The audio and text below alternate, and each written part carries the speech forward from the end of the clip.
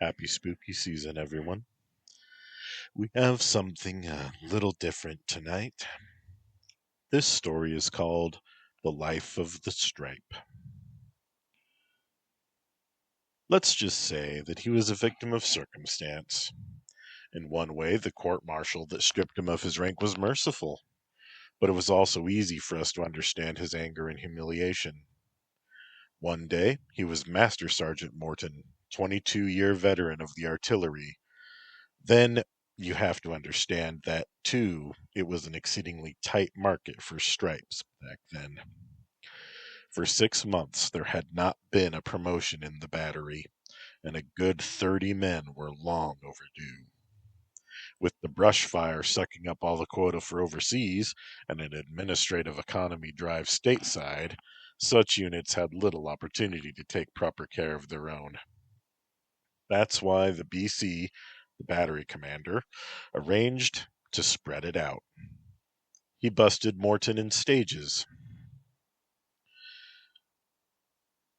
He reduced him one grade and then cut the orders for one new master sergeant. That maintained the ratio, you see, and gave one good man his reward. You know the way it works. On the second day, he reduced Morton to another stripe and passed it on, keeping it in the battery, so to speak. In 5 days, 5 men had their stripes, and Morton was down to private first class. That's when he cracked. He stood up in the barracks at midnight and swore no one was going to have his last stripe. "I'm putting a curse on that stripe," he screamed. "It's mine! It's mine!"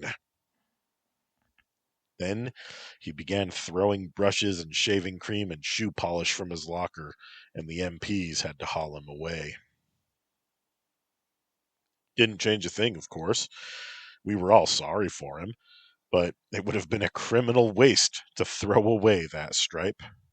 Morton couldn't keep it anyway, and with 25 men still far too long in grade, the following day the orders came down for Private Bruce Baal, henceforth Private First Class Baal. He was a nice guy, nobody resented much, which made it a little easier for the others. The last stripe had been used up, and we expected things to settle down again. Then Morton committed suicide. Baal got nervous after that. Nothing seemed to go right for him. The guard roster got fouled up, and he had to march instead of getting the 3-day pass he'd counted on. Then some of his gear got misplaced, and he was reprimanded for reporting for guard duty out of uniform. Finally, he drew the one post where there was trouble. Some civilian broke into the warehouse, and Baal didn't catch it.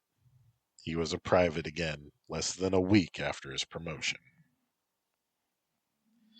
The stripe went to Radburn. He was a big, hardy, strong lad, not overly bright, but quite dependable. He worked in the motor pool. Somehow, the brake slipped on one of the trucks, and it rolled off the grease ramp and smacked into the motor officer's office. Radburn took the blame. Keene didn't concern himself about the problems of the prior wearers of that stripe. He'd been in 6 years, and he'd been up to corporal and back twice. His attitude was laissez-faire. He figured either he'd be lucky and hold the stripe a few months before he showed up drunk for duty again, or he wouldn't. He lived for nothing but softball anyway. He slipped in the latrine and broke his leg.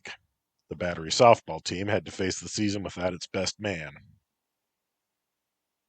It was common knowledge that Keene got drunk next time on purpose. The stripe was developing a reputation, and he didn't want it anymore. Zelig got rolled the day after he made PFC. He lost almost a month's pay, and because he happened to be off post without a pass, he also lost the stripe. Hartman was implicated in the loss of some precision equipment in his care. Only after he'd been busted back down to private did evidence turn up to clear his name. Fisk got a Dear John from his fiancée 3 days after taking the stripe. He walked up to the BC during inspection and cussed him out. Drogo didn't wait. The moment he spied the order promoting him, he wrote out a statement requesting an undesirable discharge. He claimed that he had been queer.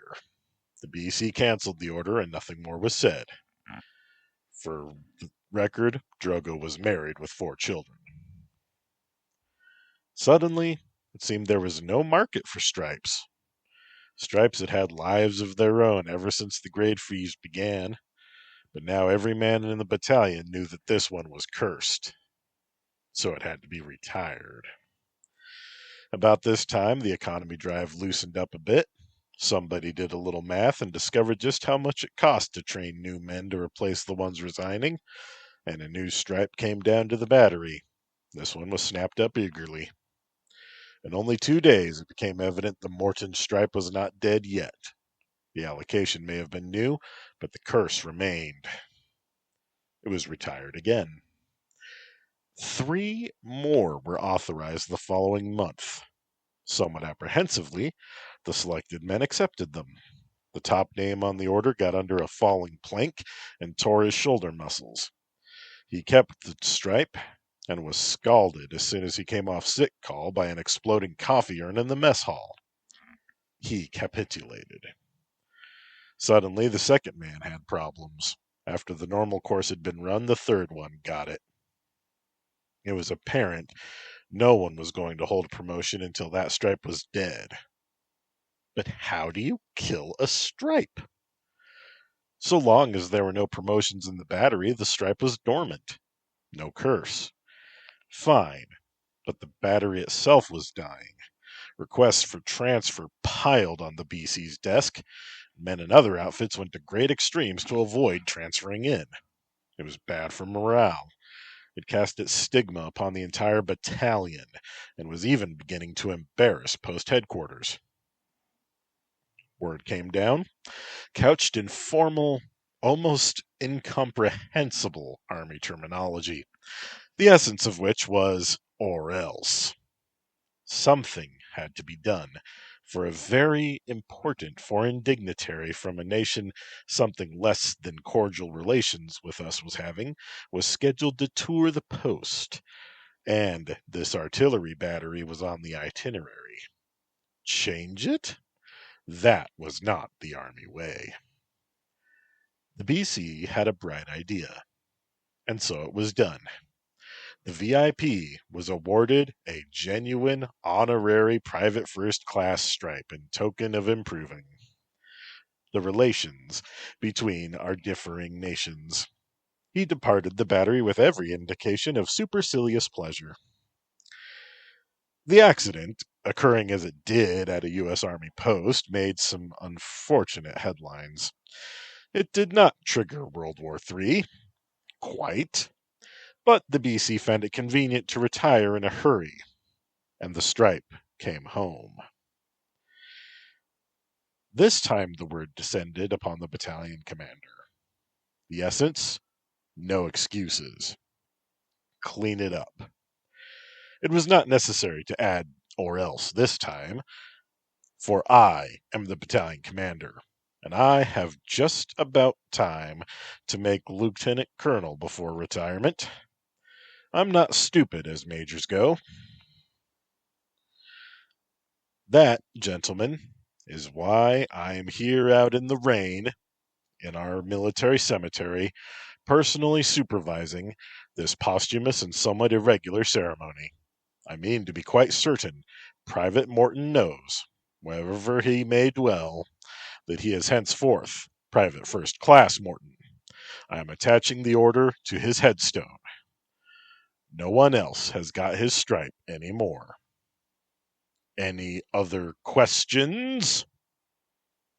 Dismissed.